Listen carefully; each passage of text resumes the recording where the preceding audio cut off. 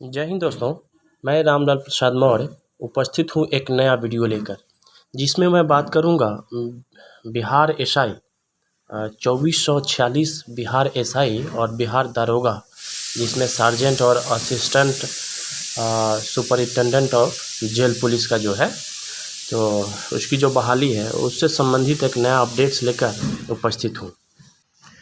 आपको तो पता ही है कि बिहार पुलिस दारोगा का एसआई का पीईटी अप्रैल में ही समाप्त हो चुका है, 12 अप्रैल तक। और जिसमें बहुत सारे ऐसे स्टूडेंट थे जो परेशानी में थे, किन्हीं के साथ कोई प्रॉब्लम हो गया तो मेडिकल लगाकर और आयोग से गुहार लगाए थे कि हमें कुछ समय और दिया जाए, क्योंकि मैं समस्या में हूँ। तो करीब करीब 1000 से 1500 के बीच, हालांकि ये डाटा अभी क्लियर नहीं है, लेकिन एक अनुमान के हिसाब से 1500 अप्रॉक्स ऐसे लोग हैं जो पीईटी में मेडिकल लगाए थे, वो नहीं कर पाए, पीईटी नहीं कर पाए। तो आयोग चाहती क्या है?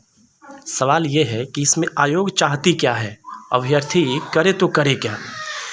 जैसे पिछले वैकेंसी में आप देखे होंगे कि कुछ महिलाएं, बहुत चर्चा में रहा है वो न्यूज़, कुछ महिलाएं यहाँ पटना हाई कोर्ट में केस फाइल की थी जो प्रेगनेंसी में थी, और कुछ अन्य महिलाएं, तो वहाँ से सिंगल बेंच जैसे वो जीत गई, फिर डबल बेंच में गया तो वो वहाँ से फिर हार गई, फिर सुप्रीम कोर्ट गई तो वहाँ से केस जीती, और फिर उन महिलाओं को मौका मिला फिर से पीईटी करने के लिए।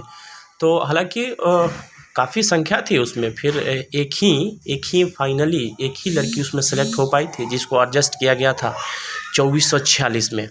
तो 2446 सीट में एक सीट तो वहाँ से एक महिला लेके चली गई, तो अब जो सीट रहा अब 2445 ही सीट रहा। एक्चुअली एक सीट यहाँ से घट गया है। तो ये एक न्यूज़ था, एक अपडेट था। और उसके बाद जो 2446 से एक घट के 2445, मतलब उस महिला को इसमें मर्ज किया गया है। तो ऐसा भी लोग संभावना जता रहा है कि जो पीईटी लगाए हैं मेडिकल, तो उसमें भी जो बच्चे हैं, कहीं ऐसा ना हो कि जो उनका पीईटी हो और उन्हें मर्ज किया जाए 2213 जो वैकेंसी है, जो नया दरोगा का जो वैकेंसी है, उसमें कहीं मर्ज ना किया जाए। तो इस बारे में फिर एक नया अपडेट, तब तक इस बीच में हम शेयर करते हैं जो मेडिकल जो लगाए थे जो बच्चे, वो हाई कोर्ट के शरण में गए हैं। अभी कल परसों के ही न्यूज़ में हम देख रहे थे, इसमें हाई कोर्ट गए हैं, जिसमें एक द एग्ज़ाम पोर्टल वाले रूपेश सर हैं और भी कई साथी हैं, प्रवीण हैं। तो ये लोग गए हैं, हाई कोर्ट गए हैं, वहाँ से 26 को ही हियरिंग था पटना हाई कोर्ट में। तो उस मामले में अभी 26 को हियरिंग थी, तो अब तक कोई अपडेट आ जाना चाहिए था पटना हाई कोर्ट के साइट पे, जबकि अब तक कोई सुनवाई हुई है या नहीं हुई है इस पे साइट पर। अभी कल ही मैं देख रहा था, तो अब तक कोई अपडेट्स नहीं है, अब तक वहाँ कोई सूचना नहीं लगाया गया है। लेकिन कई जो विशेषज्ञ हैं, कई विशेषज्ञ ये कह रहे थे, या उनका मानना है कि कहीं ऐसा ना हो कि आयोग जो मेडिकल पीईटी लगाए हैं उनको लिए बिना, उनका पीईटी लिए बिना इसका मेरिट जारी कर दे।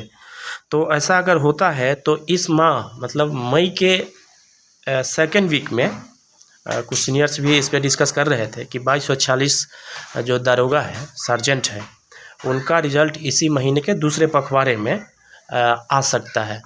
तो अगर इस पे हम विश्वास करें, इन सीनियर्स पे, या एक कुछ यूट्यूबर्स भी इस पे अपना वीडियो लेकर आए थे, वो भी बता रहे थे, डिस्कस कर रहे थे। तो अगर इस सब पे विश्वास किया जाए तो उम्मीद है कि मई सेकेंड वीक या थर्ड वीक, मतलब मई लास्ट तक रिज़ल्ट आ जाए। हालांकि आयोग हमेशा आपको आश्चर्य करता रहा, मतलब करती रही है आयोग।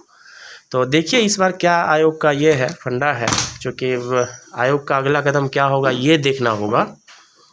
फ़िलहाल इतना ही।